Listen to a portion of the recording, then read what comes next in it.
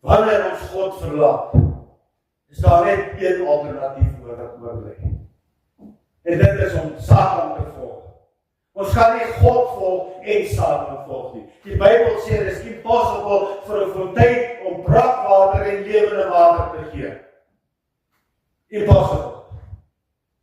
Jy kan nie twee here dien nie, sê die Bybel. Want jy gaan of die een laag, of jy gaan die ander een haat.